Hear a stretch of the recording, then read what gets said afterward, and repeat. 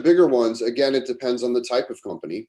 Mhm. Anything in e-commerce or direct to consumer, they're going to be, heavily advertising with Google and Bing, searching, shopping traffic.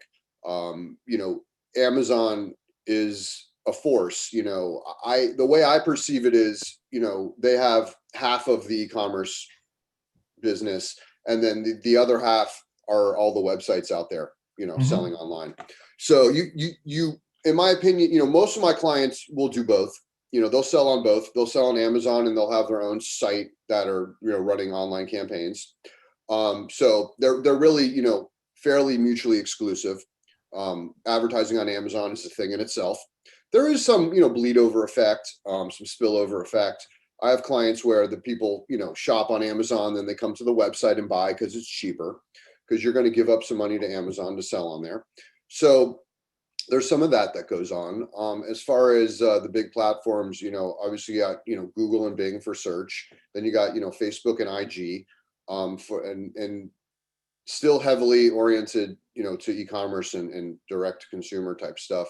Pinterest has made, some serious inroads with their advertising platform and recruiting advertisers. I do think Pinterest is a sleeper. It's an underutilized platform, kind of like Bing, but probably a little even more underutilized. Yeah. So I think Pinterest is going to make a lot of gains this year as far as client base, who's, recruiting advertisers, and they have shopping feeds that, shopping catalog you can put into Mhm. Pinterest. So I do think Pinterest is going to have a big year. Okay. Far as the other platforms, Snap, you know, TikTok, things like that, what I see there, you have to be selling to a younger audience. You know, not my clients that sell to everyone, they don't advertise a lot on these platforms because the audience is too young. They're not spending, as opposed to other age groups would. So, we've done some stuff on the different platforms, and, a lot of clicks, but not so many conversions. So that's the challenge with something like TikTok. More of a branding play, in my opinion. Some things direct response oriented can work there, like very cheap products, very trendy products, or big brands that just want to, spend a percentage of their budget on a platform with a lot of eyeballs. So that's what's going on those two platforms, in my opinion.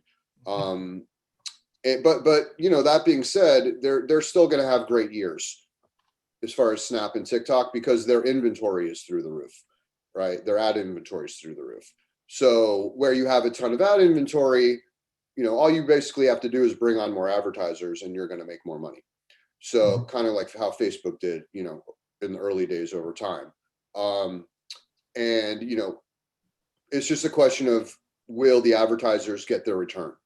If they're not getting their return, they're not going to continue spending, but you'll have a certain number that will continue spending. So they'll be fine.